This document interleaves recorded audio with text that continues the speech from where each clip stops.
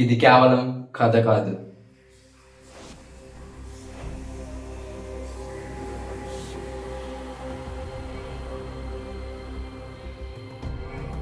ఇది శివుని కోపం, విశ్వాసం కంపించిన ఒక సంఘటన.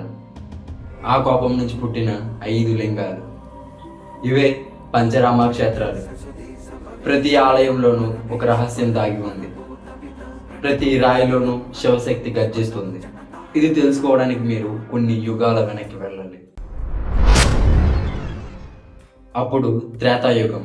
దానవరాజు తారకాసురుడు శివుడి అనుగ్రహంతో అజేయుడు అయ్యాడు. బ్రహ్మ ఇచ్చిన వరం వల్ల.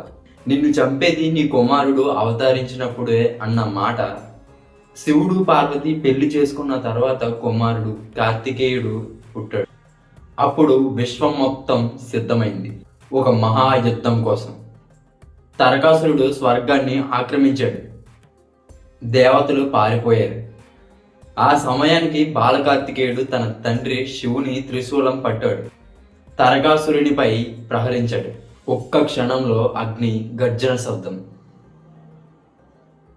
తారకాసురుని శరీరం చీలి నేలపై పడ్డది. కానీ అతని గుండెల్లో ఉన్న శివలింగం 5 ముక్కలుగా విడిపోయింది. ఆ 5 ముక్కలే పంచరామ క్షేత్రాలు. ఒక ముక్క అమరావతిలో, ఇంకొకటి ద్రాక్షారామంలో, మూడవది పాలకొల్లులో, 4వది భీమవరం, మరి చివరిది సామర్లకోటలో స్థిరమై. మొదటి లింగ భాగం అగ్నిలో కరిగి కృష్ణానది తీరానికి వచ్చి స్థిరమైంది. ఆ ప్రదేశం అమరరామంగా ప్రసిద్ధి చెందింది. ఇక్కడ శివుడు అమరేశ్వరుడిగా, పార్వతీదేవి బాలచమ్మదేవిగా ఇక్కడ దర్శనమిస్తారు.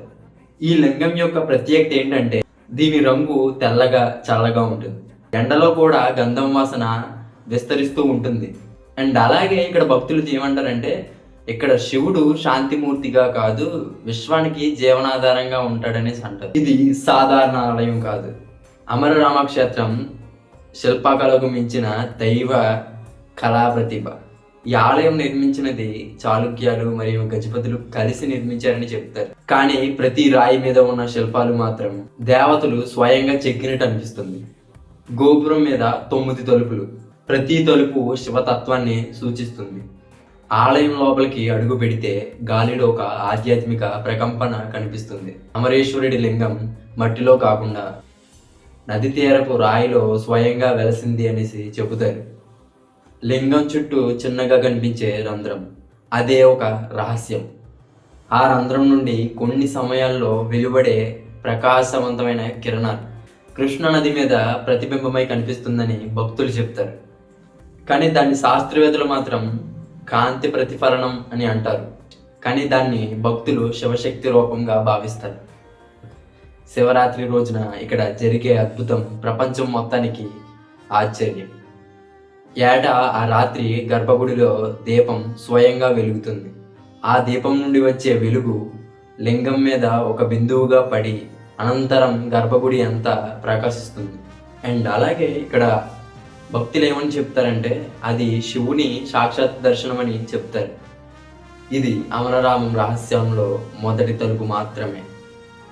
ఇంకా 4 క్షేత్రాలు వెనుక దాగి ఉన్న మరింత లోతైన కథలు. ఎక్కడ శివుడు అగ్నిలా దహిస్తాడు, ఎక్కడ విష్ణువు శివుడికి అభిషేకం చేస్తాడు. ఆ రహస్యాలను తెలుసుకోవాలి అంటే మన ప్రయాణం కొనసాగాలి ద్రాక్షారామం వైపు.